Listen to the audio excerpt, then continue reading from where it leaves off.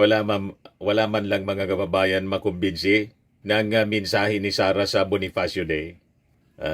Yan nga po yung sinasabi natin. Hindi makita ng ating mga mamamayang Filipino ang sincerity sa mga mensahe ni Sara. Puro baliktad. Puro baliktad sa kanyang mga pinagagawa. At kung si Bonifacio buhay pa, baka sinugod siya ng tabak.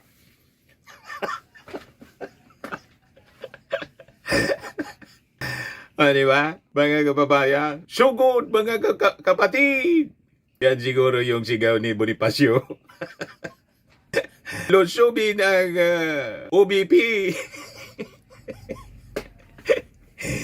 Patalsikin ang inutil na Vice Presidente.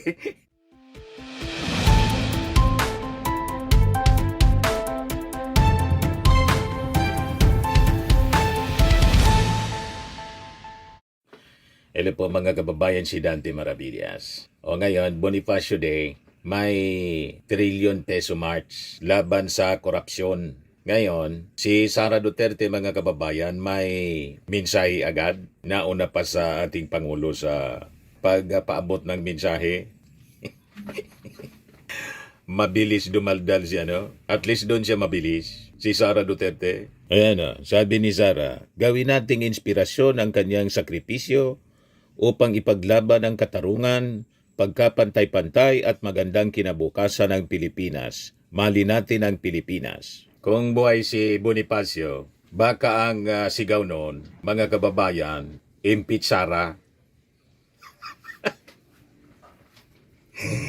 Di ba, mga kababayan? Baka kasama yon sa sumisigaw mga kababayan. May dalang itak. Impeach Sara, mga kababayan. Tapos sabi pa niya, mali natin ang Pilipinas. Yan ang mensahe, mga kababayan ng pro-China. O diba, mga kababayan? Kaya sabi ng mga netizens, balat kayo na muuka. Hindi nagustuhan mga kababayan yung mensahe ni Sara. Alam nilang plastic. Sabi ni Aldado, multi-personality in action. The cam side seems to be acting. Sabi ni Emmanuel Huerto, wow, parang tunay po sila sabi ninyo. Wala nang maniwala po sa mga mensahe ni Sara Duterte. Nasanay na sila mga kababayan kasi na ang mga mensahe ni Sara, puro baliktad. Ano ba po? Yan Sabi ni Showbisib Datile sa Bueno para sa personal na interes ng PDP. Sabi ni Winca Moyco, bot-bot, marami na naman mabudol sa salitang ito, lalo na ang mga panatikong uto-uto. Sabi ni Javier Alexis, Best Actress goes to Inday Sayad. Sabi ni Indy Marie, ang active na active ang mga recorded messages. Matik mga kababayan, pag may ganito mga okasyon, matik ang mensahe po. May tagagawa kasi po. Tagabasa lang si Sara Duterte. Kaya most of her messages hindi umakma sa kanyang pagkatao. Kontra sa kanyang mga pinagagawa, ang kanyang mga pinagsasabi. Sabi ni Louie Jen, anong sakripisyo? Entitled at privilege? Sabi ni Mida Hernandez Katagina, buti pa nga kay Bonifacio, may katarungan, iwan ko ba sa iba dyan? Kung nagbibigay sila ng katarungan kasi may nakakulong, walang kasalanan kasi nga walang katarungan dahil mahirap sila. Sabi ni Raquel Agsunod, DepEd nga, di nagampanan, president pa kaya, nakakatawa. Sabi ni Mario Bayot, siya ang confidential fans queen, the most traveled BP in history. Wala man lang mga kababayan makumbinsi ng mensahe ni Sara sa Bonifacio Day. Yan nga po yung sinasabi natin. Hindi makita ng ating mga mamamayang Filipino ang sincerity sa mga mensahe ni Sara. Puro baliktad. Puro baliktad sa kanyang mga pinagagawa. At kung si Bonifacio buhay pa, baka sinugod siya ng tabak.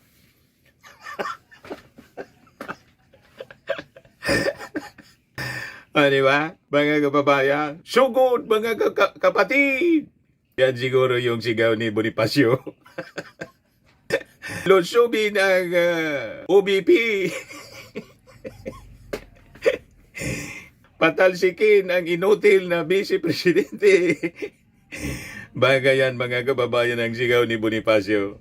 But anyway, ngayon na Bonifacio Day, sinabayan po ng trillion peso march laban sa korupsyon. Na gusto nating i-remind yung ating mga mamamayang Filipino na itong korupsyon na itong sinasabi nila na gustong labanan, ang nangunguna nito sa paglaban yung ating Pangulo. Kaya lang ginugulo po nila. Nakikisakay lang po. They're just, using the issue on corruption para isulong din yung kanilang mga interest politikal.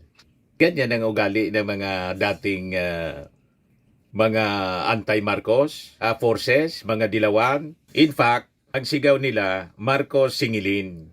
Nasabi natin, mali yung kanilang mali yung kanilang sinisigaw. Paano nila sisingilin yung ating Pangulo na yung ating Pangulo mismo yung naniningil? Di ba? Nangunguna sa paniningil sa mga kurakot. May mga nabawi na po kay Bryce Hernandez po, 3 luxury cars. Ibinalik ni Bryce Hernandez, Engineer Bryce Hernandez. Si Engineer Alcantara nagbalik kahapon ng 110 million. At sa susunod na mga araw, 200 million pa yung ibabalik mga kababayan ni Henry Alcantara. At yung kay Diskaya po, 3 mga luxury cars na po ang sinubasta. Nakalikom ng 38 million pesos. At yung 7 na nakalinya na hindi pa nabili mga kababayan, i-re-auction. So ganun kasinsiro yung ating Pangulong Bongbong Marcos. At yung kayamanan po ni Saldico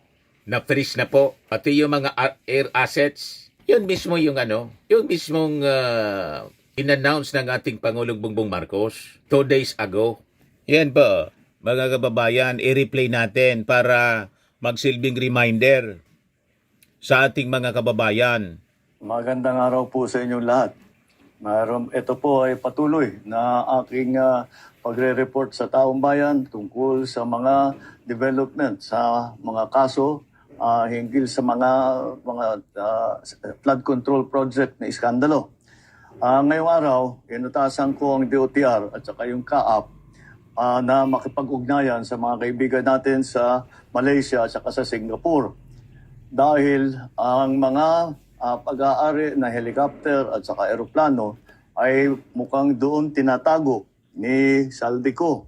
At nakarehistro po ito sa kanyang kumpanya na tinatawag ng Misbis Aviation and Development Corporation. Ngunit nagkaroon na ng freeze order ang AMLAC, kaya lahat ng galaw at disposisyon ng mga aircraft na ito ay lalong-lalo na ngayon ay ipinagbabawal. Dahil kailangan natin ipalaman sa lahat ng mga pugante, hindi pwedeng gamitin ang mga ari-arian na galing sa kaban ng bayan na tinakaw ninyo para tumakas o umiwas sa batas. You cannot steal from Filipino people and expect to hide or fly away on your private jets. You have the money to run, but you cannot outrun the Republic of the Philippines. Kaya kayo mga pugante, umuwi na kayo. Ang payo ko sa inyo, hindi na kayo turista. Hinahabol na kayo ng batas. At isa pang development po, ngayong araw din kinonfirma ng DOJ na si Henry Alcantara ay nagbalik na ng 110 million sa gobyerno at sa loob ng 2 linggo ay magbabalik pa ng 200 milyon. This government intends to bring back every peso, every asset, every person responsible and return it to the Filipino people. Maraming salamat po. Magandang araw po sa inyo lahat. Yan ang gusto nating i-remind sa ating mga protesters. Mali ang inyong mga sinisigaw na Marcos panagutin. At yung iba, ang sigaw po Marcos resign. Pag nag-resign yung ating Pangulong Bongbong Marcos na in which case malabo na gawin yon ng ating Pangulo kasi may sinumpaan siya. Ang beneficiary po si Sara Duterte. Si Sara Duterte, na atat mga kababayan, na umupo, hindi na makapaghintay. Si Sara Duterte mga kababayan, na napakaraming dapat na sagutin sa paggamit po ng pundo ng bayan. So sabi nga ng mga analyst, pag nangyari yon, you are just like jumping from the frying pan to the fire. Hindi ordinary fire, kundi hellfire. O di ba po, mga kababayan, yung ating Pangulo ang nangunguna sa paglaban sa korupsyon, pagkatapos sasabihin ninyo, isisigaw ninyo, Marcos singilin. Mali po ang inyong mga pinagsasasabi. Nakikisakay nga lang po kayo sa paglaban sa korupsyon. Ang ginagawa lang ninyo, puro lang kayo ingay, wala man kayo aksyon. Lahat lang kayo daldal. By the way, mga kababayan, may mensahe na din para yung ating Pangulong Bongbong Marcos sa Bonifacio Day. I-share ko po sa inyo. Ayan o. Tulad ni Gat Andres, pangalagaan natin ang ating dangal at manatiling puspos ng kadakilaan sa mga gawaing para sa ikabubuti ng lahat. Patuloy tayong magsisikap tungo sa isang payapa, malaya at maunlad na bagong Pilipinas. Ngayon ay ating pinagdiriwang ang ika-162 anibersaryo ng pagsilang ni Gat Andres Bonifacio, isa sa mga dakilang bayani ng ating kasaysayan. Nagpaalab sa ating pagkakaisang damdamin o nagkakaisang damdamin at nagmulat sa ating mga mata upang labanan ang mga pang-aapi sa mga Pilipino. Sa panahong puno ng hamon, binigyang sigla niya ang sambayanan upang tumindig para sa kalayaan at tumutol sa kawalang katarungan na nagpapahirap sa ating lipunan. Bagamat higit isang siglo na ang nakalipas, patuloy siyang nagbibigay inspirasyon sa bawat isa sa atin at pinagniningas rin ng kanyang mga alaala ang ating determinasyon, pangalagaan ang kasarinlang kanyang pinaglaban noon at ating pinahahalagahan ngayon. Nakita ninyo yung mensahe ng ating Pangulo sa Bonifacio Day. Malayo sa mensahe po ni Sara at hindi po suhay sa kanyang ginagawa. Consistent po siya sa kanyang mga aksyon, ang kanyang mga sinasabi. Ang kanyang paninindigan ay akma sa kanyang mga ginagawa. Yung sinasabing pinaglabang kasarinlan, yon din mga kababayan ang pinaglalaban ngayon ng ating Pangulo. Lalo't dito po sa interes ng China sa West Philippine Sea. Naninindigan yung ating Pangulong Bongbong. Hindi katulad po ng mga Duterte, ni Sara Duterte. Iba yung sinasabi sa ginagawa. Di ba po? Sasabi ng ating Pangulo, sa kabila ng bigat ng kanyang mga pasanin sa buhay, pinagyaman niya ang kanyang kaisipan, lalo na sa mga usapin ukol sa pagkapantay-pantay, na siya namang humubog sa kanya upang maging isang reformista. Dahil sa lumalalang kalagayan ng bansa noon, itinatag niya ang kataas-taasang kagalang-galang katipunan ng mga anak ng bayan na nagsilbing gabay sa taong bayan tungo sa pagkamit ng ganap na soberenya. Mula sa kanyang payak na pinagmulan hanggang sa kanyang pagkahirang bilang supremo, pinamalas ni Bonifacio na ang tunay na kabayanihan ay nagmumula sa puso, sa tapang, sa dalisay na hangarin at sa wagas na pag-ibig para sa bayan. Tulad ni Gat Andres, pangalagaan natin ang ating dangal at na manatiling pospos ng kadakilaan sa mga gawain para sa ikabubuti ng lahat. Buong lugod nating isapuso ang tungkuling wala nang hihigit pa sa pag-ibig sa ating inang bayan. Nawa ay magsilbing tanglaw sa ating paglalakbay ang mga aral na isinulong niya. May pag-asa sa ating patuloy na pagsisikap tungo sa isang payapa, malaya at maunlad na bagong Pilipinas. Isang makabuluhang pagdiriwang sa ating lahat, sabi po ng ating Pangulong Bongbong Marcos. Nakita ninyo? Malinaw.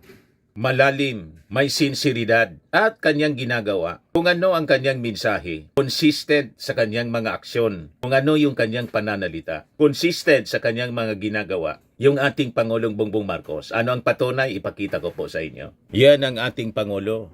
Oh. Galing siya doon po sa sa mga IP communities sa Zamboanga. Oh. Hindi po pinapansin ng ating Pangulo yung mga panglalait, paninira sa kanya. Diretso lang siya sa pagserbisyo sa ating mga kababayan. Tulad ni Gat Andres Bonifacio. Nandyan ang kanyang pagmamahal sa mga ordinary Filipinos, sa mga sinaunang lahi ng ating mga Pilipino. Mga badyaw, mga kababayan, pinuntahan niya. IP, Indigenous Community. Yan sila. Kasi po, ang gawain ng mga badyaw, pag December, kung saan-saan sila pumupuntang mga lungsod, hanggang dito sa Legazpi. Ngayong December po, yung mga naunang badyaw na pumunta rito, nandito sila. Pero hindi na po nadagdagan. Punta sa Metro Manila, sa Cebu, kung saan-saan. Nakikipasko yung mga badyaw. Kaya ang ginawa ng ating Pangulo, siya na mismo ang pumunta doon para dalhin ang serbisyo para sa kanila. Hindi lang po ito mga ayuda, mga kababayan na magbigay ng mga pagkain, pati po serbisyo, other services ng ating gobyerno. Yan bilang suporta sa kabuhayan ng mga mangingisdang sama badyaw, namahagi si Pangulong Marcos ng mga bangka kasama ng mga kagamitan sa mga miyembro ng Maasin Fisherfolk Association sa baybayin ng Sinunok, Zamboanga City. Kilala ang sama badyaw sa pangingisda at pamumuhay sa dagat. Kaya layo ng programang handog ng Pangulo na palakasin ang kanilang kakayahan at dagdagan ang kita ng komunidad. Para hindi na lang umasa sa panghingi yung mga badyaw. Sabi nga, do not give them fish, but teach them how to fish. Yan ang prinsipyo na ginagawa ng ating Pangulong Bongbong Marcos. Kasi, pag laging bigay na lang ng bigay, baka mamihasa. Umasa na lang sa bigay at mali yung tinuturo natin. So, importanteng turuan sila sa paghanap buhay. As we teach them how to fish, we are feeding them for life. As you give them fish, you are just feeding them for a day. Diba po? Kasi yung binigay mo, madali lang maubos mga kababayan. Pero pag tinuruan mo siya, maghanap buhay, hindi mo siya tinuturuan ng mendicancy. Tinuturuan mo siya na tumindig sa sariling paa. Ganon ang polisiya na ginagawa po ng ating Pangulong Bongbong Marcos. Gusto niyang baguhin ang nakasanayan ng mga badyaw. Gusto niyang turuan sila kung paano ang maghanap buhay ng marangal, ang pagpapagal. Yan community siya ng badyaw. Di ba? Ito siya, mga kababayan. Talagang yung pagmamahal ni Gat Andres Bonifacio sa mga maralita, sa mga ordinary people, yon ang ginagawa sinasabuhay ng ating Pangulo. Magandang umaga ho sa inyong lahat. Bago ho magsimula, palakpan ho ulit natin ang ating Pangulo, Ferdinand R. Marcos Jr. Of course, kasama ho natin ang ating mga lokal na opisyales, ang inyong Mayor Olaso, Congresswoman Katay at 10 ng kanilang mga kasama sa lokal na pamalaan. Mga kasama, nandito ho ang ating Pangulo kasi personal niyang gustong mabisita ang komunidad ng ating mga sama badyaw.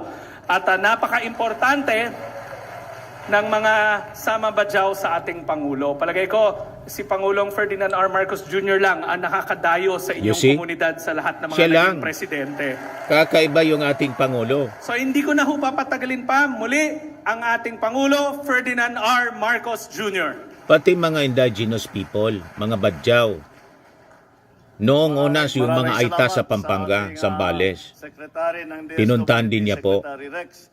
At nandito po ang ating mga opisyal. Yung mayor natin, makasasayaw daw siya parang TikTok. Pinasasaya niya yung ating mga kababayan.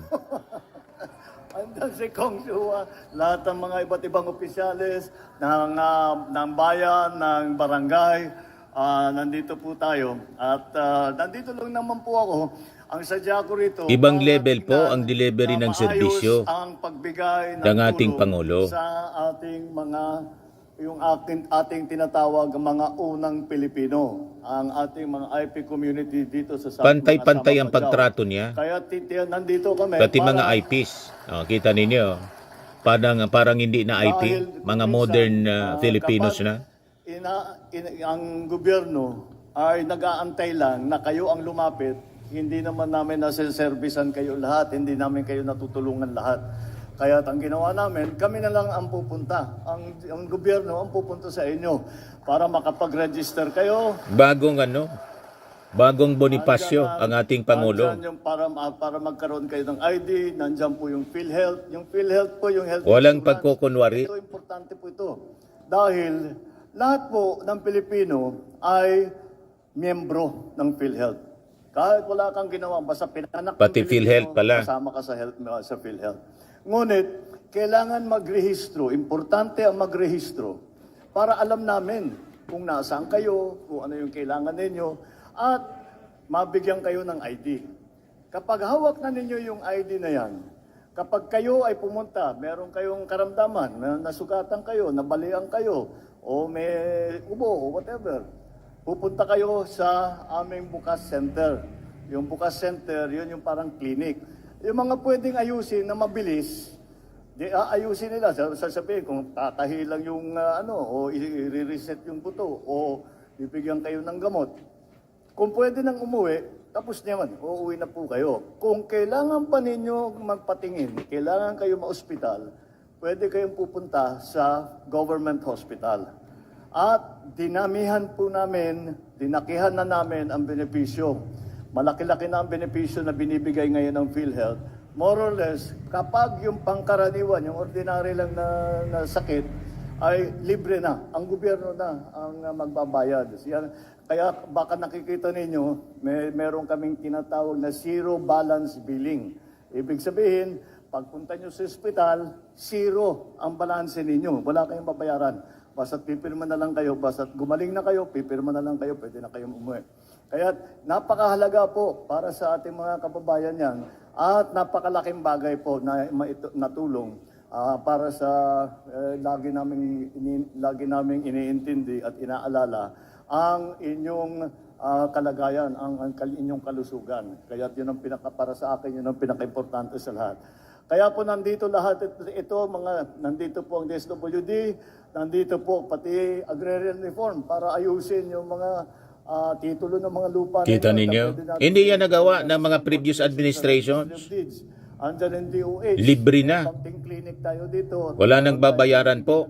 Binayaran na ng gobyerno. Yung programa na walang gutom. Yung po Para sila magtrabaho na. Dahil ang pangarap Sa ko, pagbungkal ng lupa, pagtatanim. na ako magpresidente, wala nang gutom na Pilipino. Yan ang objective ng ating Pangulo. Walang gutom na Filipino. Pero tulong-tulong tayo. Kaya meron po tayong meron po tayo ganyan, may program tayo walang gutom. At meron pa rin hindi lamang yung food supply kung paano yung tama ang pagkain para maging malakas Nutrisyon. ang mga katawan.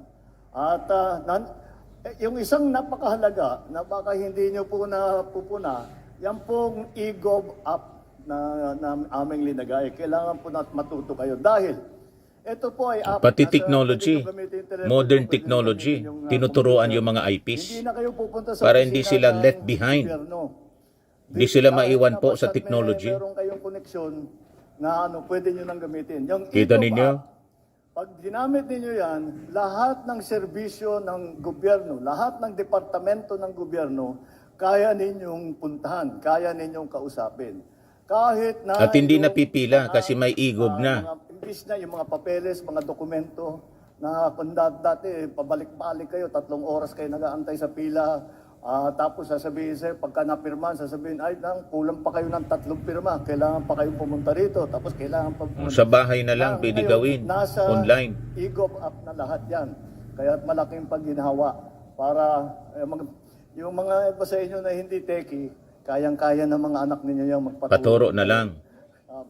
Madali lang naman po gamitin. Pero para hindi na kayo bumabiyahe sa malaking sa lungsod, hindi na kayo kailangan pumunta sa city, hindi na kayo kailangan pumunta sa poblasyon, gawin na lang ninyo sa sarili ninyong mga tahanan. Grabe pong Yan po, kaginhawaan. marami po tayong serbisyo na ibinibigay, basta't patuloy lang po at titiyakin po namin na hindi po, lalo na kagaya ng ating mga kababayan na medyo malayo ang tirahan, ay nitiyak namin na kahit papano maabot natin ang lahat ng ating mga kababayan. Kahit mabuti naman, magandang ugnayan natin sa ating mga local government. Hindi po namin kayang gawin to kung walang local government. Kaya lang namin siguro hanggang probinsya, hanggang syudad. Pero para dun sa mga malalayo na mga sityo, mahirapan siguro kami, hindi ganun karami ang tao. Kaya umaasa kami sa LGU. At masasabi ko naman, napakagandang ugnayan ng LGU at saka ng national government. So patuloy lang po, wag po kayong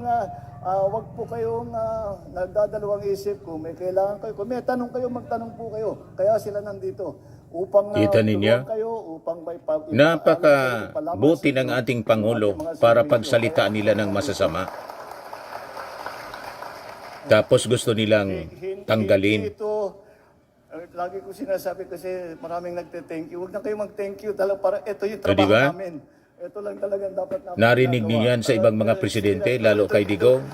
Ang bibig lahat lang pagmumura. Hindi namin titigil hanggat may Napakabuti buhay, ng puso tatrabaho ng namin. ating Pangulo. Maraming salamat. Magandang maga sa inyo. Ito mga rallies po nila na gustong panagutin yung ating Pangulo. Anong papanagutin ninyo? Si Sara siguro, panagutin ninyo, papag-resignin ninyo. Baseless po ang mga panawagan na panagutin yung ating Pangulo. Na siya mismo ang humahabol sa mga kurakot at ang serbisyo mga kababayan na binibigay niya sa ating mga kababayan, ginagampanan niya ng mahusay. Pagkatapos itong mga nagrarally ngayon, lahat lang kayo daldal, amimirwisyo. Yung ating mga pulis, pinagod pa ninyo mga kababayan. Imagine ang gastos at pagod na tinatamasa ng mga pulis para lang i-maintain ang peace in order sa mga ginagawa ninyong mga pagrarally. Imbes na yung energy ninyo, panahon ninyo nakatuon sa pagtulong po sa ating bansa, pagtulong sa ating Pangulo para umunlad ng mabilis yung ating bansa. Nandyan kayo na mimirwisyo. Anong contribution ninyo other than magdaldal kayo na magdaldal? Mag-rally kayo ng mag-rally? Ito sila ngayon, mga kababayan. Yan Wala man silang contribution, kundi mag-rally ng mag-rally. Pero pinapabayaan sila ng ating Pangulo. Binigyan sila ng freedom na mag-express ng kanilang indignation sa korupsyon. Pero yung sinasabi nilang korupsyon na nangyayari, ang ating Pangulo mismo ang nangunguna sa paglaban. So baseless ang kanilang mga aksyon mga kababayan. Ikulong na talaga po. May mga nakakulong na ngayon. Diba? Noong panahon wala, lahat sila nasa labas. Pero ang promise ng ating Pangulo, maraming makukulong before Christmas. Ngayon may 9 na pong nakakulong at tinahunting na po yung iba na mga nakasuhan. Ito. Ang bansa natin, Pilipinas, kailangan magtulungan talaga. Tumulong kayo sa ating Pangulo. Pero ang ginagawa ninyo, hindi man pagtulong sa ating Pangulo. Dinadasal natin sa Namimirwisyo kayo License Creed yung whatever we have done and failed to do. Lahat lang sin kayo of daldal omission is a sin. We cannot just turn a blind eye and deaf ear at tumahimik lang kasi komportable. No, dapat hindi. Dapat lahat Nakikisakay lang kayo. Ginagawa na po ng ating presidente ang pagpasagot, pagpanagot sa mga kurakot. Ako, I believe in 2 or more gathered in prayer at iisa ang goal for God's glory and for our country, Philippines. Isa lang ang Kung hindi sa ating Pangulo, wala kayong issue sa flood control. kailangan magtulungan Diba? talaga. Paano ninyo nalaman ang bilyon-bilyon na anomalya sa flood control kung hindi in-expose ng ating Pangulong Bongbong? Di ba po? Ito sila, mga kababayan, saan ba to? papuntang Luneta. Yan, mga grupo, mga kababayan. Hindi man kayo, pinagbabawalan ng ating gobyerno. Bastang peaceful lang. Di ba? Nire-respeto po ang inyong freedom. Freedom of expression.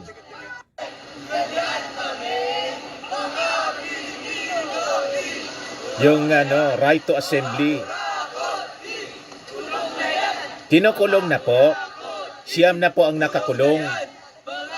Never in the history, mga kababayan, ng ating bansa na ginawa ang ganitong magnitude ng paglaban sa korupsyon. Ang flood control, corruption sa public works, sa flood control, mga kababayan, dekada na nangyayari, mga kababayan. Daming flood control corruption. Dekada na po. Lalo na yung previous administration. Pero walang nagpaimbestiga. Tulad ng ginawa ng ating Pangulong Bongbong Marcos ngayon. You see? Pagkatapos, ang sigaw ninyo, Marcos panagutin. That is unfair. Yung mga pinagsasabi po ninyo. Tama po, mga kababayan. Huwag tayong pauto po sa kanila. So, yun man lang po yung ating, short video ngayon. Pakiusap natin sa ating mga Marcos, loyalist, yung ating mga followers dito sa ating video, sa ating channel,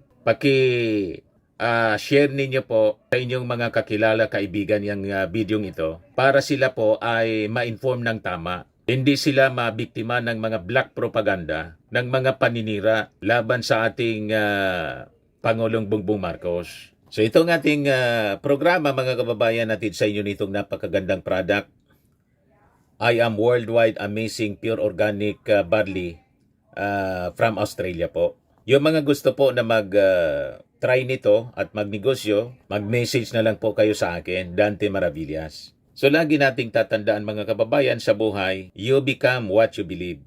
Ako po si Dante Maravillas. Bye-bye. God bless.